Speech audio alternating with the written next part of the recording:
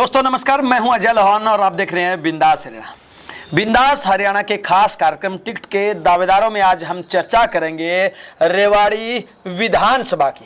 आज हम आपको बताएंगे कि यहां से कौन सबसे मजबूत उम्मीदवार है, कौन कौन से नेता यहां से बीजेपी, जेजेपी, इनेलो व कांग्रेस पार्टी से टिकट के दावेदारों में शामिल है।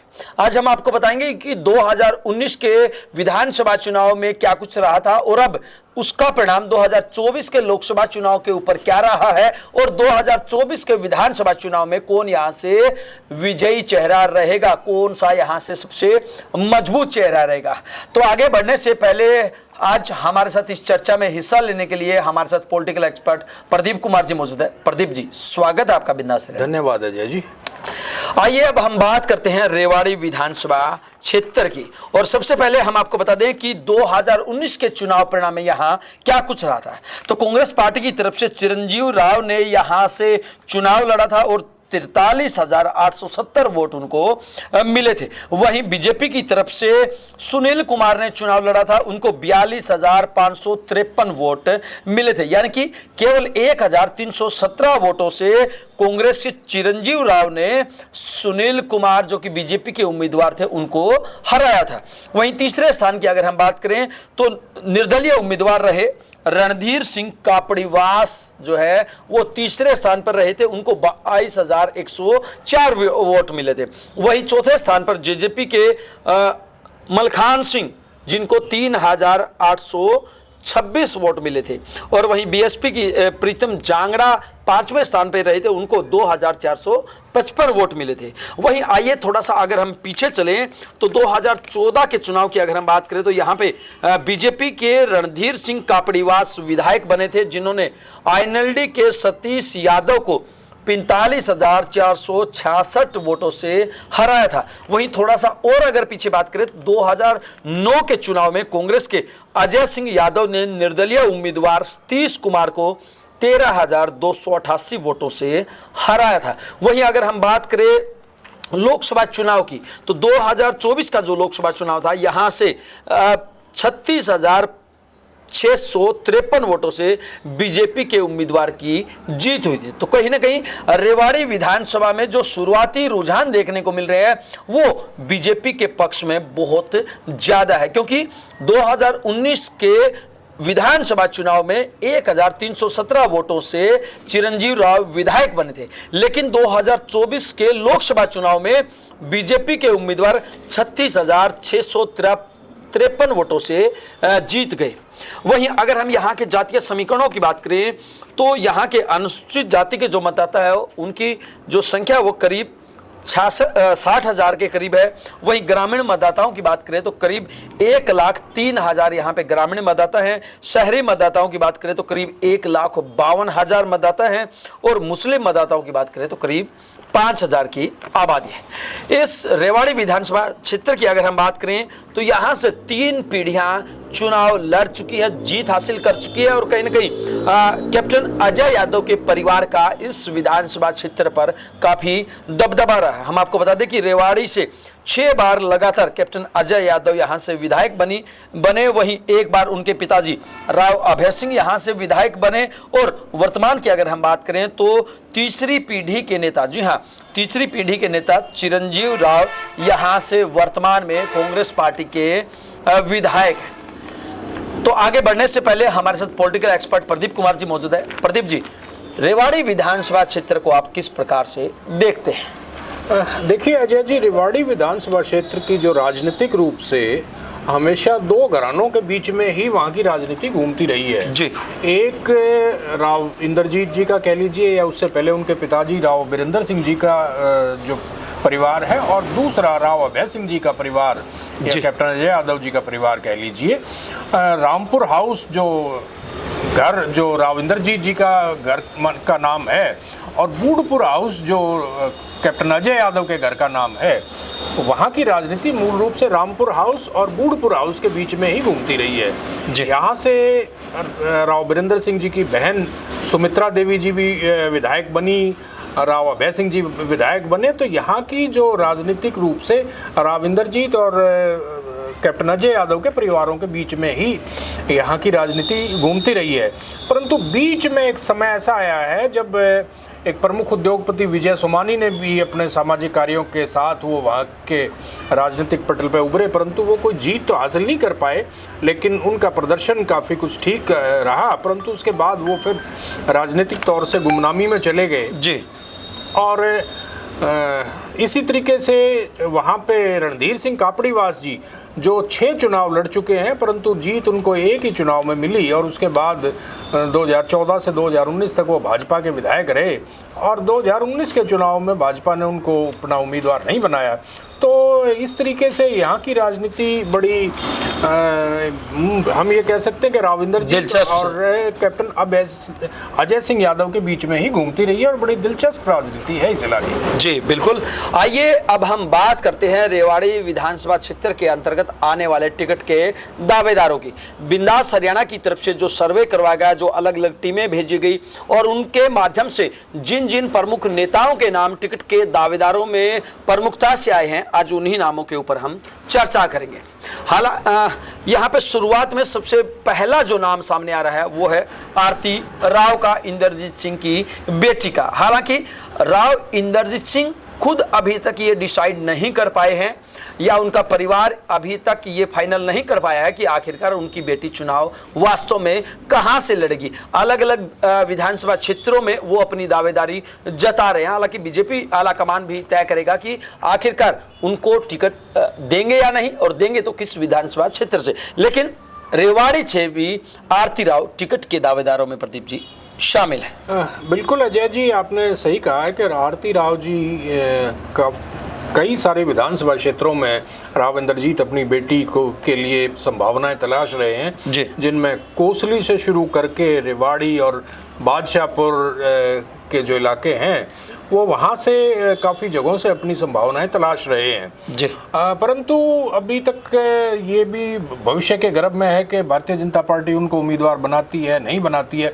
हाँ, एक चीज़ जो दिखाई पड़ रही है, अभी संभावनाएं जो जताई जा रही है कि यदि भारतीय जनता पार्टी आरती राव को उम्मीदवार नहीं बनाती है तो वो निर्दलीय उम्मीदवार के तौर पर भी किसी न किसी विधानसभा क्षेत्र से जरूर चुनाव लड़ेंगी। और भारतीय जनता पार्टी यदि रेवाड़ी से उनको उम्मीदवार बनाती है तो निश्चित तौर पे जो वहाँ पे वर्तमान में विधायक हैं चिरंजीवी राव, उनकी मुश्किलें बढ़ाएंगी वो। जी बिल्कुल। आरती राव के बाद अगर टिकट के दावेदारों की बात करें तो अरविंद यादव भी टिकट के दावेदारों में शामिल है। जी हाँ, अरविंद यादव की अगर हम बात करें तो स्टेट बॉडी तक वो पदाधिकारी रहे हैं और खास बात ये है ये हमेशा एंटी राव की राजनीति करते रहे। जी हाँ, राव इंद्रजीत के एंटी रहकर इन्होंने अपनी राजनीति की है। बिल्कुल अजय जी, अरविंद जी भारतीय जनता पार्टी के प्रदेश स्तर पर पदाधिकारी रहे हैं और जैसा आपने बताया कि वो राव इंद्रजीत जी के मुखर विरोधियों में रहे हैं जी। और इसी कारण से वो बेशक भारतीय जनता पार्टी की तरफ से अपनी उम्मीदवारी बेशक पेश करें, परंतु कहीं ना कहीं मैं समझता हूँ कि उनकी उम्मीदवारी उतनी मजबूत नहीं साबित हो पाएगी राव इंद्रजीत के मुकाबले में, क्योंकि भारतीय जनता पार्टी के लिए उस इलाके में राव इंद्रजीत को नज़रअंदाज करना मैं नहीं समझता कि कोई आसान बात होगी। तो अरविंद जी की दावेदारी कहीं ना कहीं मैं राव इंद्रजीत जी के सामने के परिवार के सामने मैं उतनी मजबूत नहीं मानता जी।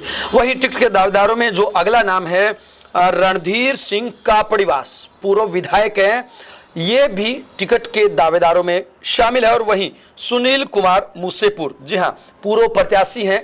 ये दोनों नाम भी टिकट के दावेदारों में शामिल है। रणधीर सिंह कापड़ीवास और सुनील कुमार दोनों ही टिकट के दावेदारों में प्रबल रूप से शामिल है, प्रबल दावेदार है।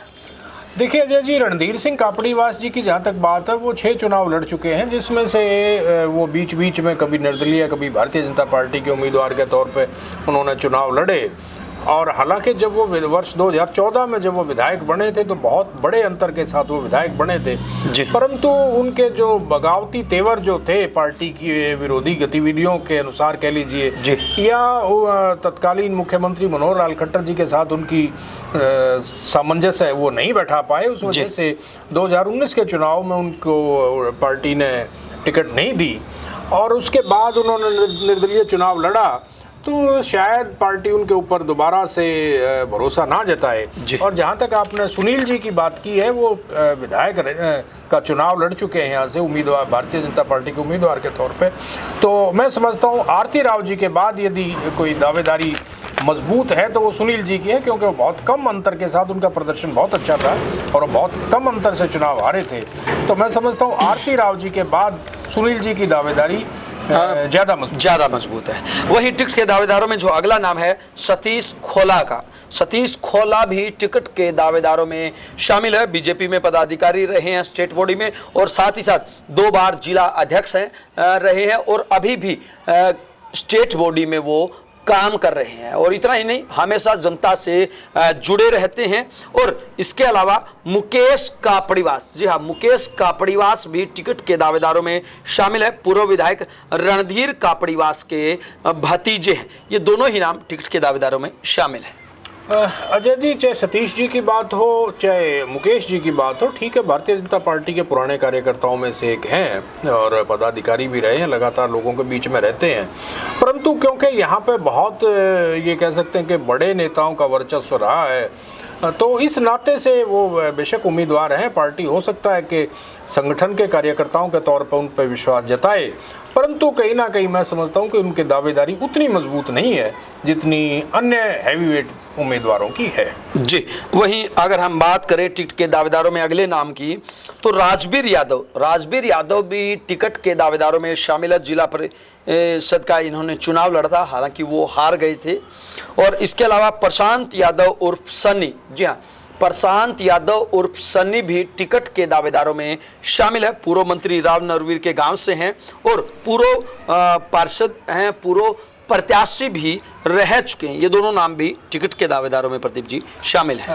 अजय जी, बिल्कुल आपने जो कहा कि प्रशांत जी की बात हो या राजबीर जी की बात हो, ठीक है, पार्टी के कार्यकर्ता हैं और लोगों के बीच में रहने वाले काफ़ी ये कह सकते हैं कि एक्टिव लोग हैं। ग्रामीण इलाके की जिला परिषद की राजनीति करते रहे हैं, तो हो सकता है कि पार्टी उनके ऊपर यकीन जताए और अपनी उम्मीदवारी उनके ऊपर दे सकती है। परंतु मुझे नहीं लगता कि वो उस तरीके से सक्षम उम्मीदवार होंगे।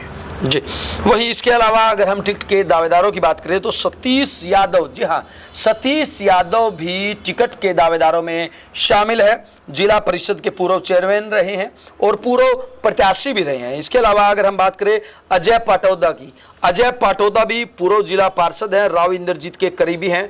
अजय पाटौदा भी टिकट के दावेदारों में शामिल है। और वहीं अनिल रायपुर की अगर हम बात करें तो अनिल रायपुर, इनकी जो धर्मपत्नी है वो जिला परिषद की उप चेयरमैन है, राव साहब के ये भी करीबी हैं। तो ये जो नाम है सतीश यादव, अजय पाटौदा और अनिल रायपुर, ये भी बीजेपी की तरफ से टिकट के दावेदारों में शामिल है। अजय जी, देखिए, जहाँ तक सतीश यादव जी की बात है, जिला परिषद के चेयरमैन रहे हैं और एक चुनाव विधायक का वो लड़ चुके हैं, शायद INLD के प्रत्याशी के तौर पर। उनका अच्छा प्रदर्शन था, काफ़ी तेज़ तरार व्यक्ति माने जाते हैं, लोगों के बीच में रहते हैं, सामाजिक व्यक्ति हैं। उस नाते से उनकी दावेदारी अवश्य बनती है, परंतु क्योंकि पार्टी के कोई बहुत ज़्यादा पुराने कार्यकर्ता नहीं है, लेकिन यदि पार्टी उनको उनकी जो पिछला जो राजनीतिक अनुभव के आधार पर पार्टी हो सकता है उनको उम्मीदवार बनाए। इसके साथ साथ जहाँ तक अनिल जी की बात है या जो अजय जी की बात है, इन दोनों में से कोई ना कोई एक उम्मीदवार हो सकता है, क्योंकि यदि राव इंद्रजीत जी की बेटी आरती राव यहाँ से चुनाव नहीं लड़ती है तो राव इंद्रजीत जी इनमें से किसी ना एक उम्मीदवार के लिए अवश्य पैरवी करेंगे और इनमें से कोई ना कोई एक उम्मीदवार भारतीय जनता पार्टी की तरफ से हो सकता है और जो राव इंद्रजीत जी के समर्थन से काफ़ी प्रभावी उम्मीदवार साबित भारतीय जनता पार्टी के लिए हो सकता है। जी, ये थी बीजेपी के नामों की चर्चा। आइए अब हम आपको बता देते हैं INLD, JJP व कांग्रेस की तरफ से टिकट के दावेदारों की। हालांकि बीजेपी की लिस्ट जो है वो काफ़ी लंबी थी, लेकिन अब अन्य पार्टियों में वो लिस्ट बहुत छोटी हो गई है। INLD की तरफ से एक ही नाम है, डॉक्टर राजपाल यादव, एडवोकेट हैं, प्रॉपर्टी डीलर भी हैं और अभय चौटाला के बहुत ज़्यादा करीबी हैं। डॉक्टर राजपाल यादव टिकट के दावेदारों में प्रमुखता से शामिल है। अजय जी, बिल्कुल राजपाल जी ये सामाजिक व्यक्ति हैं, लोगों के बीच में रहने वाले व्यक्ति हैं, और अभय सिंह चौटाला की नज़दीकियों के चलते मैं समझता हूं कि यदि ये सीट INLD के खाते में आती है बहुजन समाज पार्टी की अपेक्षा, तो मैं समझता हूं कि डॉक्टर राजपाल यादव उम्मीदवार यहाँ से होंगे। परंतु यदि बहुजन समाज पार्टी के गठबंधन में बहुजन समाज पार्टी के खाते में टिकट जाती है, तो फिर राजपाल जी की बजाय कोई ना कोई अन्य BSP का चेहरा यहाँ से उम्मीदवार हो सकता है। जी, वहीं टिकट के दावेदारों में JJP की अगर हम बात करें तो JJP में भी एक ही नाम है, विजय गुर्जर, जो कि पूर्व जिला प्रधान है, वो टिकट के दावेदारों में शामिल है। अजय जी, विजय गुर्जर जो आपने कहा, ये विजय पंच के नाम से भी जाने जाते हैं, और अजय सिंह चौटाला कह लीजिए या दुष्यंत चौटाला कह लीजिए, उनके करीबियों में से हैं जी। और बिल्कुल ये वहाँ से जननायक जनता पार्टी की तरफ से उम्मीदवार वहाँ से हो सकते हैं। हालांकि जननायक जनता पार्टी का उस इलाके में पहले भी इतना बड़ा जनाधार नहीं था और वर्तमान में भी नहीं है, लेकिन फिर भी पार्टी नेतृत्व की नज़दीकियों के चलते वो यहाँ से जननायक जनता पार्टी के उम्मीदवार हो सकते हैं। जी, वहीं आइए अब आपको बता देते हैं कांग्रेस पार्टी की तरफ से टिकट के दावेदारों की। तो कांग्रेस पार्टी की तरफ से जो पहला नाम है, बहुत मजबूत नाम है, बहुत बड़ा नाम है, चिरंजीव राव। जी हाँ, चिरंजीव राव वर्तमान विधायक हैं, पूर्व मंत्री कैप्टन अजय यादव के बेटे हैं, एक राजनीतिक परिवार से आते हैं, बहुत बड़ा राजनीतिक घराना है, राजनीति कद जो है उनका वो बहुत बड़ा है परिवार में। तो यही वजह है कि चिरंजीव राव केवल दावेदार ही नहीं बल्कि उनकी टिकट जो है वो लगभग फाइनल है। अजय जी, बिल्कुल आपने सही कहा कि चिरंजीवी राव जो हैं वो कैप्टन अजय सिंह यादव के बेटे हैं, और दूसरा RJD के बड़े नेता बिहार के पूर्व मुख्यमंत्री लालू प्रसाद यादव जी के वो दामाद भी हैं। उसके साथ साथ उनकी अपनी राजनीतिक जो भूमिका है वो भी कोई कम नहीं है। वो हरियाणा प्रदेश युवा कांग्रेस के अध्यक्ष रह चुके हैं, तो इस नाते से देखिए उनकी जो उम्मीदवारी है कांग्रेस की तरफ से, उसमें मैं कोई शक नहीं मानता हूँ। निश्चित तौर पे वो पार्टी के उम्मीदवार भी होंगे, और उनके अतिरिक्त वहाँ पे कोई इतना बड़ा जिताऊ चेहरा भी मैं नहीं समझता कि रेवाड़ी विधानसभा क्षेत्र में कोई होगा।